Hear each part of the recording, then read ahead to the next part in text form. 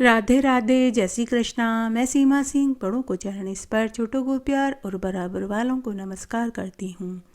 आज हम मोक्षदा एकादशी के दिन श्रीमद् गीता के 11वें अध्याय का श्रवण करेंगे। सोम भगवान कृष्ण ने कहा कि मोक्षदा एकादशी के दिन श्रीमद् गीता के 11वें अध्याय का श्रवण करना चाहिए। आज हम मोक्षदा एकादशी के दिन श्रीमद् गीता के 11वें अध्याय का श्रवण करेंगे। इस एकादशी को वैतरणी एकादशी भी कहते हैं। आइए अब हम श्रीमद् गीता के 11वें अध्याय का श्रवण करते हैं।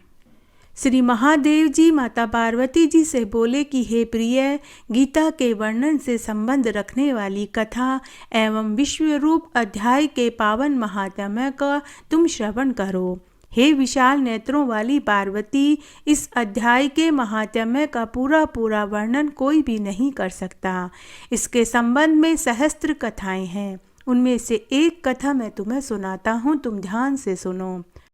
प्रणीता नदी के तट पर मेघंकर नाम से विख्यात एक बहुत बड़ा नगर है। उसके प्राकार और गोपुर बहुत ऊंचे हैं। वहाँ बड़ी बड़ी विश्रामशालाएं हैं जिनमें सोने के खंभे शोभा दे रहे हैं। उस नगर में श्रीमान, सुखी, शांत, सदाचारी तथा जितेंद्रिय मनुष्यों का निवास है। वहाँ हाथ में शांख नामक धनुष धारण करने वाले भगवान जगदीश्वर विष्णु विराजमान हैं। वे पर ब्रह्म के साकार स्वरूप हैं। संसार के नेत्रों को जीवन प्रदान करने वाले हैं। उनका गौरवपूर्ण श्री विग्रह भगवती लक्ष्मी के नेत्र कमलों द्वारा पूजित होता है। भगवान की वह झांकी वामन अवतार की है। मेघ के समान उनका श्याम वर्ण तथा कोमल आकृति है। वक्ष स्थल पर श्रीवत्स का चिन्ह शोभा पाता है। वे कमल और वनमाला से सुशोभित हैं। अनेक प्रकार के आभूषणों से सुशोभित हैं। भगवान वामन रत्न युक्त समुद्र के सदृश जान पड़ते हैं। पीताम्बर से उनके श्याम विग्रह की कांति ऐसी प्रतीत होती है मानो चमकती हुई बिजली से घिरा हुआ स्निग्ध मेघ शोभा पा रहा हो। उन भगवान वामन का दर्शन करके जीव जन्म एवं संसार के बंधन से मुक्त हो जाता है। उस नगर में मेखला नामक एक महान तीर्थ है जिसमें स्नान करके मनुष्य शाश्वत वैकुंठ धाम को प्राप्त होता है। वहाँ जगत के स्वामी करुणा सागर भगवान नरसिंह का दर्शन करने से मनुष्य 7 जन्मों के पापों से छूट जाता है। जो मनुष्य मेखला में गणेश जी का दर्शन करता है वह सदा दुस्तर विघ्नों को भी पार कर लेता है। उसी मेघंकर नगर में कोई एक श्रेष्ठ ब्राह्मण था जो ब्रह्मचार्य परायण, ममता और अहंकार से रहित, वेद शास्त्रों में प्रवीण, जितेंद्रिय और भगवान वासुदेव के शरणागत था। उसका नाम सुनंद था। हे प्रिय, वह शांख धनुष धारण करने वाले भगवान के पास गीता के 11वें अध्याय का विश्व रूप दर्शन योग का पाठ किया करते थे। उस अध्याय के प्रभाव से उन्हें ब्रह्म ज्ञान की प्राप्ति हो चुकी थी। परमानंद संदेह से पूर्ण उत्तम ज्ञानमयी समाधि के द्वारा इंद्रियों के अंतर्मुख हो जाने के कारण वे निश्चल स्थिति को प्राप्त हो गए थे और सदा जीव मुक्त योगी की स्थिति में रहते थे। एक समय जब बृहस्पति सिंह राशि पर स्थित था, महायोगी सुनंद ने गोदावरी तीर्थ की यात्रा आरंभ करी। वे क्रमशः विरज तीर्थ, तारा तीर्थ, कपिला संगम, अष्ट तीर्थ, कपिला द्वार, नरसिंहवन, अंबिकापुरी और कर स्थानपुर आदि क्षेत्रों में स्नान और दर्शन करते हुए विवाह मंडप नामक नगर में पहुँचे। वहाँ उन्होंने प्रत्येक घर में जाकर अपने ठहरने के लिए स्थान मांगा, परंतु किसी ने भी उन्हें ठहरने का स्थान नहीं दिया। अंत में गांव के मुखिया ने उन्हें एक बहुत बड़ी धर्मशाला में ठहरा दिया। ब्राह्मण ने अपने साथियों सहित उसके भीतर जाकर रात्रि में निवास किया। सवेरा होने पर उस ब्राह्मण सुनंद ने अपने आप को धर्मशाला के बाहर पाया, किंतु उसे अपने साथी दिखाई नहीं दिए। वे उन्हें खोजने के लिए गांव में इधर उधर घूमने लगे। तभी वही मुखिया वहां आया और उनकी मुखिया से भेंट हुई। मुखिया ने ब्राह्मण से कहा कि हे मुनिश्रेष्ठ, तुम सब प्रकार से दीर्घायु जान पड़ते हो सौभाग्यशाली तथा पुण्यवान पुरुषों में तुम सबसे अधिक पवित्र हो। तुम्हारे भीतर कोई लोकोत्तर प्रभाव विद्यमान है। तुम्हारे साथी कहाँ गए और तुम कैसे धर्मशाला से बाहर आए, इसका मुझे पता बताओ। मैं इस समय तुम्हारे सामने बस इतना ही कहता हूँ कि तुम्हारे जैसा तपस्वी मुझे दूसरा कोई और दिखाई नहीं देता। हे विप्रवर, तुम्हें किस महामंत्र का ज्ञान है? किस विद्या का तुम आश्रय लेते हो? कौन से देवता की तुम पूजा करते हो? किस देवता की दया से तुम्हें यह अलौकिक शक्ति प्राप्त हुई? हे भगवान, कृपा करके आप इसी गांव में रहो। मैं आपके रहने और खाने की पूरी व्यवस्था कर दूंगा और रोज आपकी सेवा किया करूंगा। ऐसा कहकर वह मुखिया मुनीश्वर सुनंद को अपने गांव में ही ठहरा देता है। वह दिन रात बड़ी भक्ति से उनकी सेवा टहल करने लगा।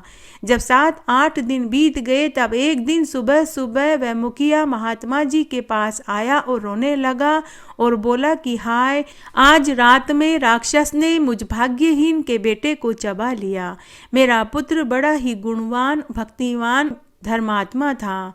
मुखिया के इस प्रकार कहने पर सुनंद ब्राह्मण ने पूछा कि कहाँ है वह राक्षस और किस प्रकार उसने तुम्हारे पुत्र का भक्षण कर लिया। तब वह मुखिया बोला कि हे ब्राह्मण, इस नगर में एक बड़ा भयंकर नरभक्षी राक्षस रहता है। वह प्रतिदिन आकर इस नगर के मनुष्यों को खा लिया करता था। तब एक दिन समस्त नगर वासियों ने और मैंने मिलकर उससे प्रार्थना करी कि हे राक्षस, तुम हम सब लोगों की रक्षा करो, हम तुम्हारे लिए भोजन की व्यवस्था कर देंगे। यहाँ गांव के बाहर से जो पथिक रात में आकर नींद लेने लगेंगे, हम उनको तुम्हारे पास भेज देंगे, तुम उनको खा जाया करो। इस प्रकार सभी नागरिकों ने और मैंने उस राक्षस को एक धर्मशाला में ठहरा दिया और इस गांव से बाहर से आने वाले पथिकों को हम उस राक्षस के आहार के लिए भेजने लगे। अपने प्राणों की रक्षा के लिए हे ब्राह्मण देव, हमें ऐसा कदम उठाना पड़ा। तुम भी अन्य राहगीरों के साथ जब इस गांव में आए थे तो मैंने तुम्हें और तुम्हारे साथियों को उसी धर्मशाला में भेज दिया था, किंतु उस राक्षस ने तुम्हारे सभी साथियों को खा लिया और केवल तुम्हें धर्मशाला से बाहर छोड़ दिया। हे द्विजोत्तम, तुम में ऐसा क्या प्रभाव है, इस बात को तो केवल तुम ही जानते हो। इस समय मेरे पुत्र का एक मित्र आया हुआ था, किंतु मैं उसे पहचान न सका। वह मेरे पुत्र का बड़ा ही प्रिय दोस्त था, किंतु अन्य राहगीरों के साथ उसे भी मैंने धर्मशाला में भेज दिया। जब मेरे पुत्र ने सुना कि उसका मित्र उस धर्मशाला में प्रवेश कर गया तो वह उसे लाने के लिए धर्मशाला में गया, परंतु राक्षस ने मेरे पुत्र को चबा लिया। आज सुबह मुझे इस बात का पता चला तो मैं दुखी होकर धर्मशाला में गया और मैंने उस पिशाच से पूछा कि अरे ओ दुष्ट आत्मा, तूने रात में मेरे पुत्र को भी चबा लिया। तुम्हारे पेट में पड़ा हुआ मेरा पुत्र जिससे जीवित हो सके, ऐसा कोई उपाय हो तो बताओ। तब उस राक्षस ने कहा कि अरे मुखिया, धर्मशाला के भीतर घुसे हुए तुम्हारे पुत्र के न जानने के कारण मैंने उसका भक्षण कर लिया। अन्य पथिकों के साथ तुम्हारा पुत्र भी अनजाने में ही मेरा ग्रास बन गया। वह मेरे उदर में जिस प्रकार जीवित और रक्षित रह सकता है, वह उपाय स्वयं विधाता ने ही लिख दिया है। जो कोई भी ब्राह्मण सदा गीता के 11वें अध्याय का पाठ करता हो, उसी के प्रभाव से मेरी मुक्ति होगी और मरे हुओं को पुनः जीवन दान प्राप्त होगा। यहाँ कुछ दिन पहले एक ब्राह्मण आया था जिसको मैंने धर्मशाला से बाहर कर दिया था। वह निरंतर गीता के 11वें अध्याय का जाप करता है। इस अध्याय के मंत्र से 7 बार अभिमंत्रित करके यदि वह जल मेरे ऊपर छिड़के तो निसंदेह मेरा शाप से उद्धार हो जाएगा। इस प्रकार उस राक्षस का संदेश पाकर ही मैं तुम्हारे पास आया हूँ। ब्राह्मण ने पूछा कि अरे मुखिया, जो रात में सोए हुए मनुष्यों को खाता है, वह प्राणी किस प्रकार से राक्षस हुआ? तुम मुझे पूरी बात बताओ। तब मुखिया बोला कि हे ब्राह्मण, पहले इस गांव में एक किसान ब्राह्मण रहता था। एक दिन वह अगहनी के खेत की क्यारियों की रक्षा करने में लगा हुआ था। वहां से थोड़ी ही दूर पर एक बहुत बड़ा भारी गिद्ध किसी राहगीर को मार कर खा रहा था। उसी समय एक तपस्वी उधर से निकला, जो उस राही को बचाने के लिए दूर से ही दया दिखाता हुआ आ रहा था। गिद्ध उस राही को खाकर आकाश में उड़ गया। तब तपस्वी ने क्रोधित होकर उस किसान से कहा कि अरे ओ दुष्ट हलवाए, तुझे धिक्कार है। तू बड़ा ही कठोर और निर्दयी जान पड़ता है। दूसरे की रक्षा से मुंह मोड़कर केवल पेट पालने के धंधे में लगा हुआ है। तेरा जीवन नष्ट प्राय है। अरे जो चोर ढाढ़ वाले जीव, सर्प, शत्रु, अग्नि, विष, जल, गिद्ध, राक्षस, भूत और बेताल आदि के द्वारा घायल हुए मनुष्यों को शक्ति होते हुए भी रक्षा नहीं करता, तो वह उनके वध के फल को पाता है। जो शक्तिशाली होकर भी चोर आदि के चंगुल से फंसे हुए ब्राह्मण को छुड़ाने की चेष्टा नहीं करता, वह घोर नरक में पड़ता है और पुनः भेड़िए की योनि में जन्म लेता है। जो वन में मारे जाते हुए तथा गृध्र आदि व्याघ्र की दृष्टि में पड़े हुए जीव की रक्षा के लिए छोड़ो छोड़ो की पुकार करता है, वह परम गति को प्राप्त होता है। जो मनुष्य गाय की रक्षा के लिए व्याघ्र, भील तथा दुष्ट राजाओं के हाथ में मारे जाते हैं, वे भगवान विष्णु के परम पद को पाते हैं, जो योगियों के लिए भी दुर्लभ है। सहस्त्र अश्वमेघ और 100 राजसूय यज्ञ मिलकर शरणागत रक्षा की 16वीं कला के बराबर भी नहीं हो सकते। दीन तथा भयभीत जीव की उपेक्षा करने से पुण्यवान पुरुष भी समय आने पर कुंभीपाक नामक नरक में पकाया जाता है। अरे दुष्ट, गिद्ध के द्वारा खाए जाते हुए राहगीर को देखकर भी तूने उसे बचाया नहीं, तूने उसकी रक्षा नहीं करी, इससे तू निर्दयी जान पड़ता है। अतः मैं तुझे शाप देता हूँ कि तू इसी समय राक्षस हो जा। हलवाहा हाथ जोड़कर उस साधु महात्मा से बोला कि हे महात्मन, मैं यहाँ उपस्थित अवश्य था, किंतु मेरे नेत्र बहुत देर से खेत की रक्षा में लगे हुए थे। अतः पास होने पर भी गिद्ध के द्वारा मारे जाते हुए उस मनुष्य को मैंने नहीं देखा। अतः मुझ दीन पर अनुग्रह करो। हे महात्मा जी, आप मुझे अपने शाप से मुक्त कीजिए या फिर आप मुझे मुक्ति का कोई उपाय बताइए। तब तपस्वी बोला कि मैं अपने द्वारा दिए हुए शाप को वापस नहीं ले सकता, लेकिन मैं तुम्हें शाप से मुक्ति का उपाय अवश्य बता सकता हूँ। जो पुरुष प्रतिदिन गीता के 11वें अध्याय का जाप करता है, उस पुरुष के द्वारा अभिमंत्रित जल जब तुम्हारे मस्तक पर पड़ेगा तो उसी समय तुम्हें शाप से छुटकारा मिल जाएगा। ऐसा कहकर वह तपस्वी ब्राह्मण वहां से चला गया और वह हलवाहा किसान उसी समय राक्षस हो गया। हे द्विश्रेष्ठ ब्राह्मण, अब तुम चलो और गीता के 11वें अध्याय से तीर्थ के जल को अभिमंत्रित करके उस राक्षस के मस्तक पर छिड़क दो, ताकि उसे शाप से मुक्ति मिले और मेरा पुत्र जीवित हो जाए। मुखिया की सारी प्रार्थना सुनकर सुनंद ब्राह्मण के हृदय में दया भर आई। वह बोला, बहुत अच्छा, और ऐसा कहकर वे दोनों राक्षस के निकट गए। तब सुनंद ब्राह्मण ने विश्व रूप दर्शन नाम के गीता के 11वें अध्याय से तीर्थ के जल को अभिमंत्रित करके उस राक्षस के मस्तक के ऊपर डाला। गीता के 11वें अध्याय के प्रभाव से वह शाप से वह राक्षस उसी समय मुक्त हो गया। उसने राक्षस देह का परित्याग करके चतुर्भुज रूप धारण कर लिया और उसने जिन सहस्त्र पथिकों का भक्षण किया था, वे सब भी शंख, चक्र, गदा धारण किए हुए चतुर्भुज रूप के हो गए। उसके पश्चात वे सभी विमान पर आरूढ़ हुए।